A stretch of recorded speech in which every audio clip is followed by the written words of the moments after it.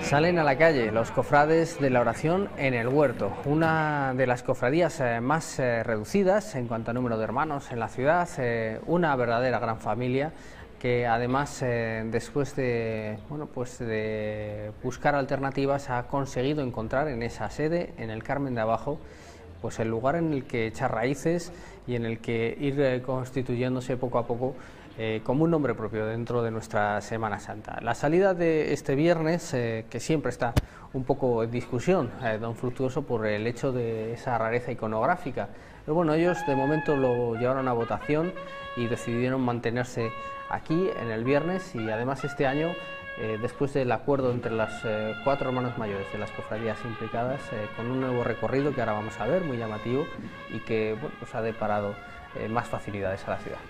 Sin ser puristas, que no hay por qué, pues bienvenido sea la fecha.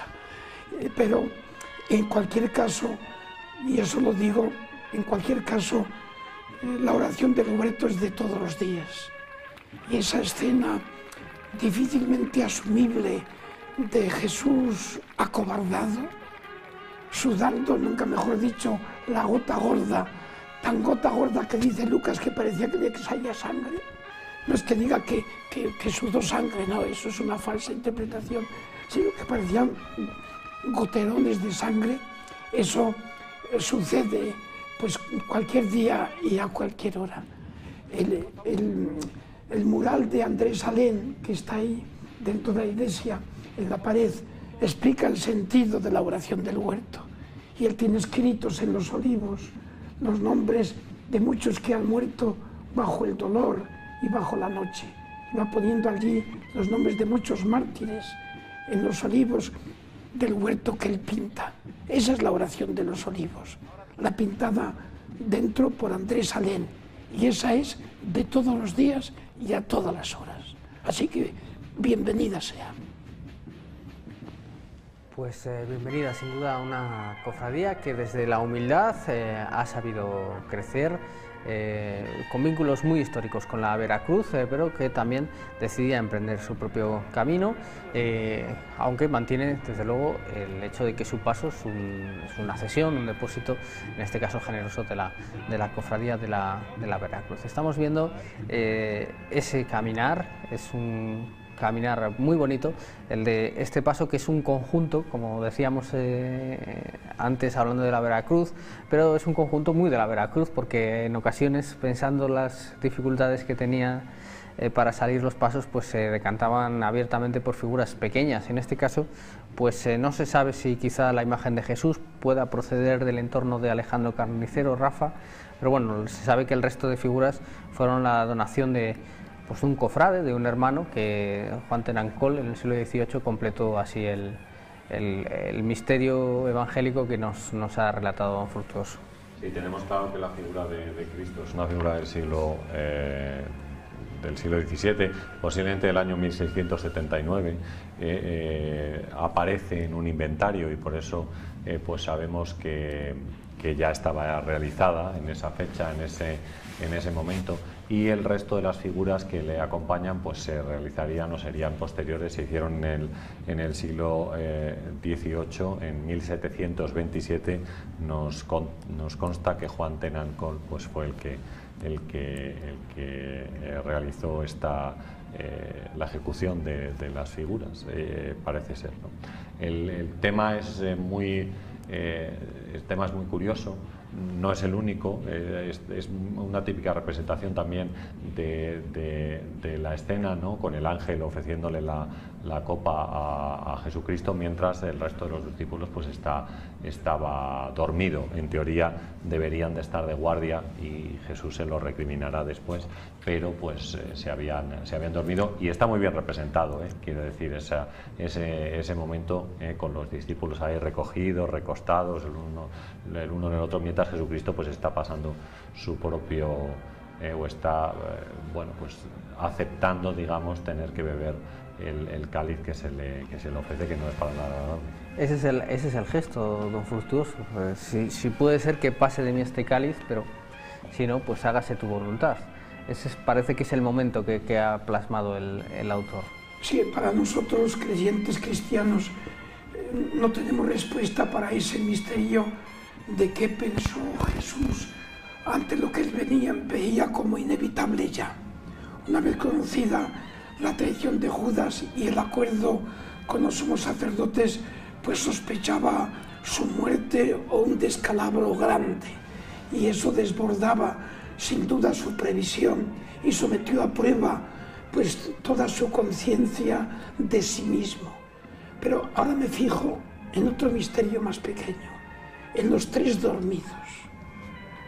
¿Cuánta gente dormida entre nosotros que no se percata de lo que el otro necesita?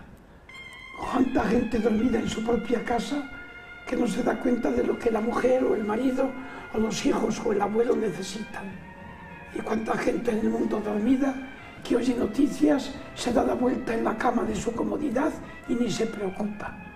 Me da impresión de que vivimos en un mundo de dormidos, como esos tres que están ahí, Santiago, Juan y Pedro, dormidos y despreocupados mientras el maestro está pasando el apuro mayor de su vida. Me da impresión de que somos una sociedad muy dormida, muy dormida.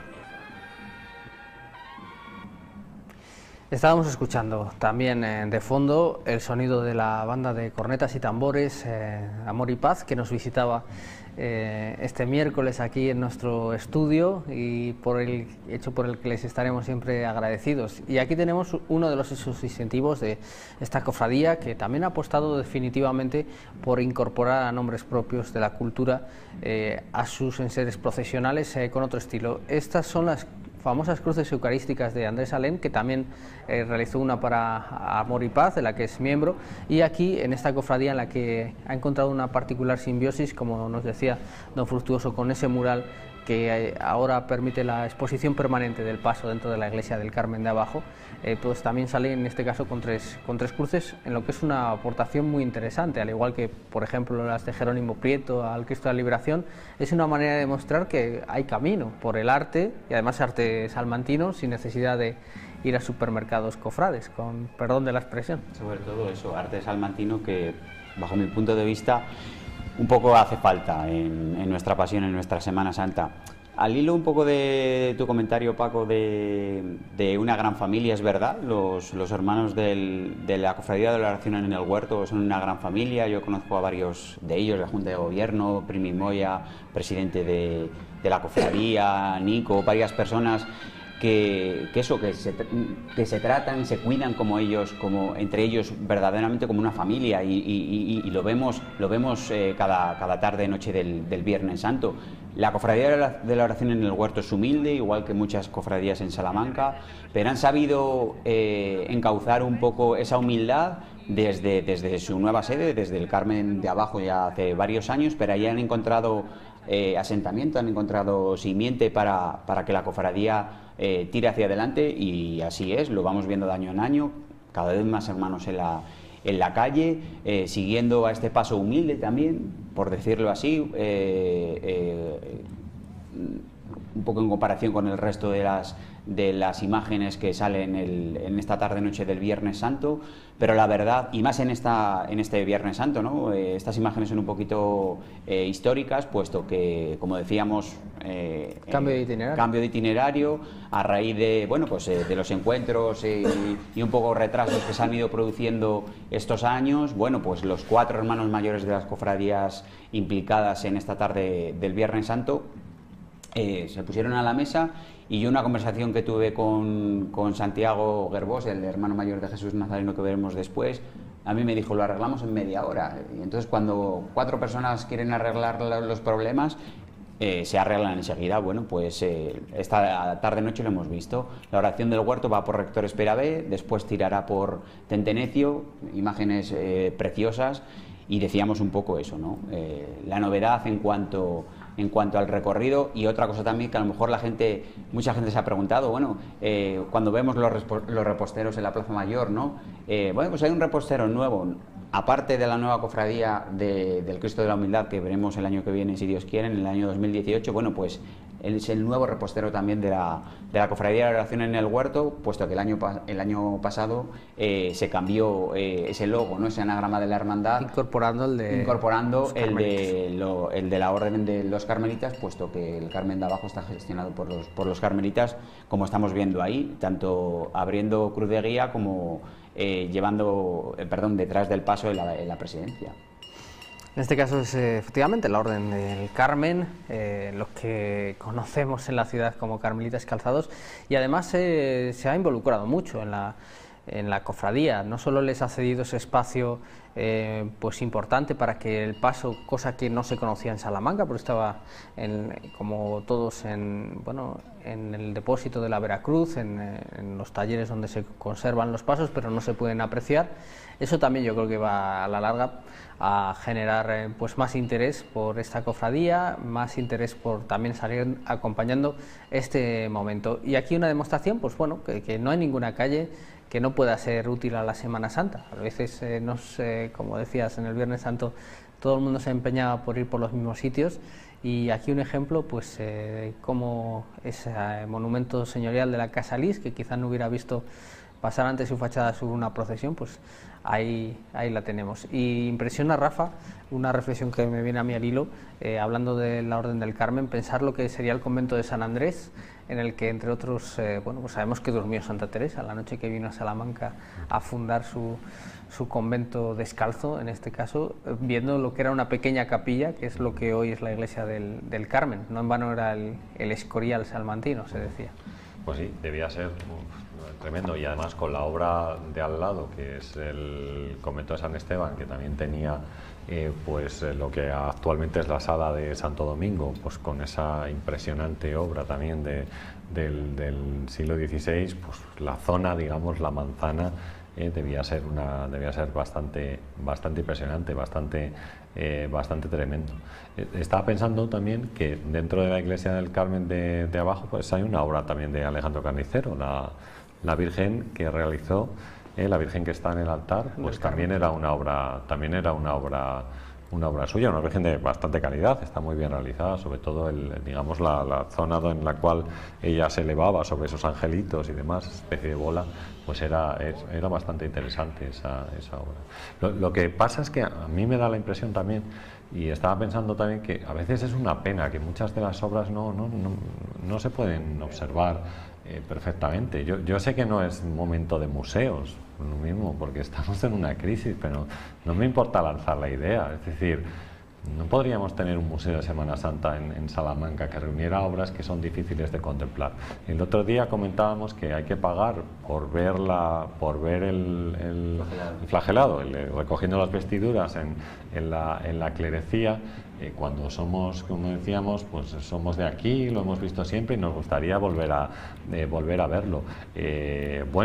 Con una buena didáctica, como decíamos, se puede conformar un museo de Semana Santa que explique perfectamente todo esto. ¿Por qué las imágenes que tiene la Veracruz, por ejemplo, tienen que estar en un garaje durante todo el año? Bueno, allí, o sea, que solamente existe la oportunidad de verlas en ese momento.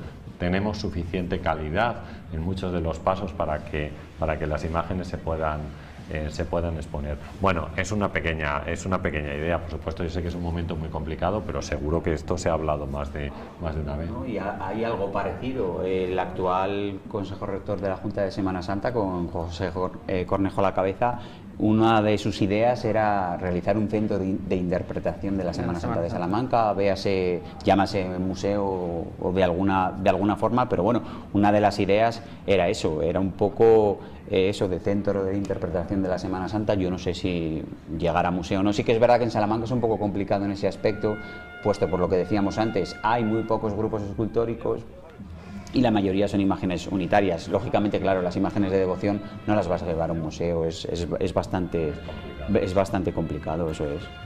Pues está extendiendo por primera vez en su historia la cofradía de la Veracruz por la ribera del puente, dejando atrás Rector Esperabé para subir por Tentenecio.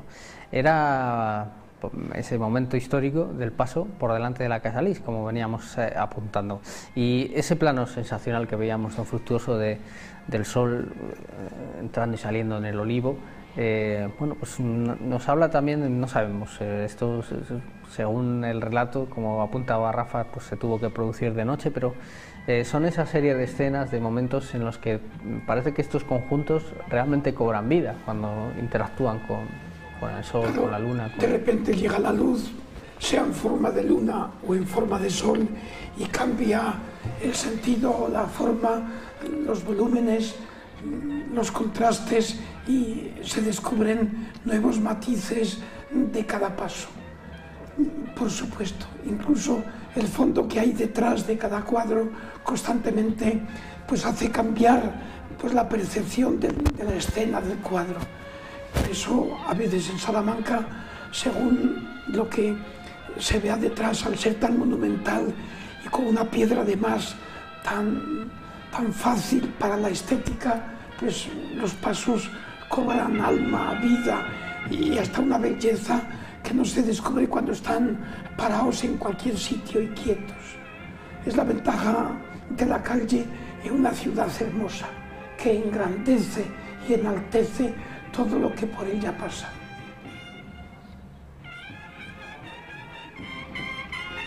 Quizás también, perdón, la avenida esta de Héctor Esperabé es demasiado ancha, demasiado abierta, en ella hay de todo.